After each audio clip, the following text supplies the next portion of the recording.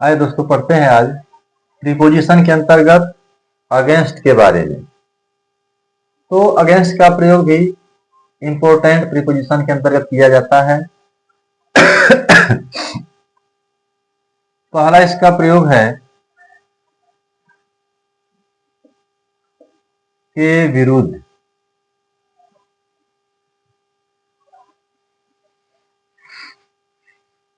के विरुद्ध, यदि के विरुद्ध का अर्थ वाक्य में दिया हो तो आप अगेंस्ट का प्रयोग करेंगे। जैसे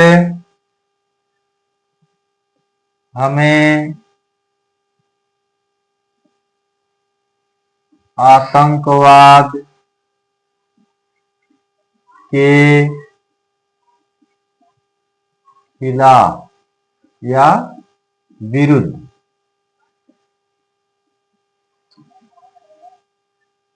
लड़ना चाहिए। हमें आतंकवाद के विरुद्ध या खिलाफ लड़ना चाहिए, तो यहां आप अगेंस्ट का प्रयोग करेंगे।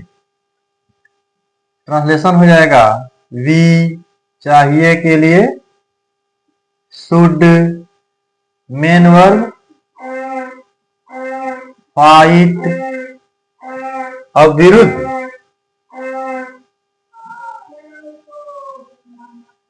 अगेंस्ट आतंकवाद, टेररिज्म। ठीक है, या उसे कानून के विरुद्ध नहीं जाना चाहिए। उसे कानून के विरुद्ध नहीं जाना चाहिए, तो he should not go against law. Law means कानून।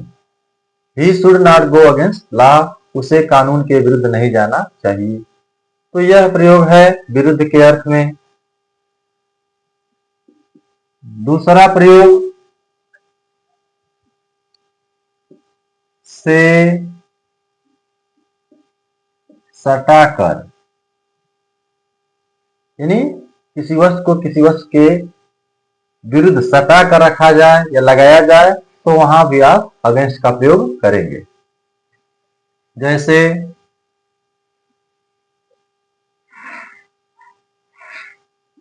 सीढ़ी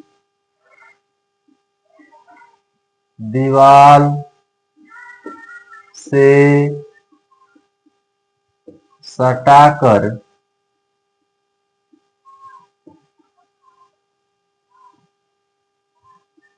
रखी गई थी।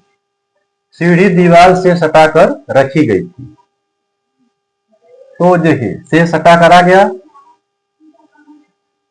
The ladder was placed. अब से सटा कर के लिए अगेंस्ट द वॉल। ठीक है, the ladder was placed against the wall.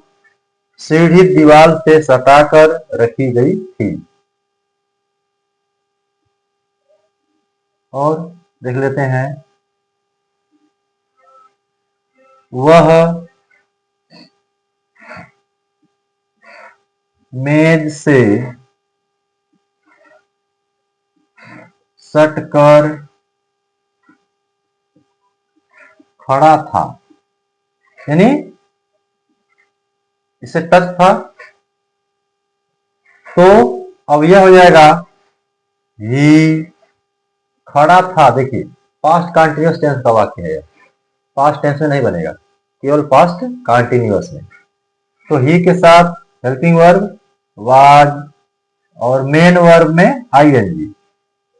Standing against the table, he was standing against the table. यह हो गया। तीसरा प्रयोग,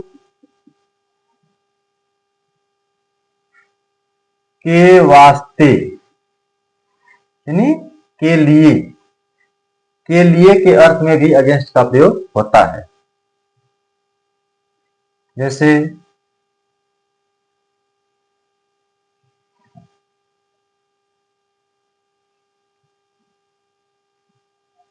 हमें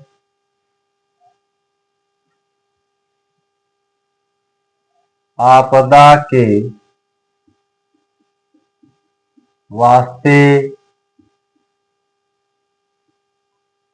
तैयार रहना चाहिए।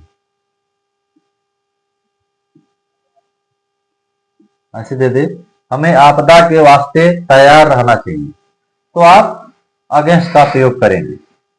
यह हो जाएगा we should be ready against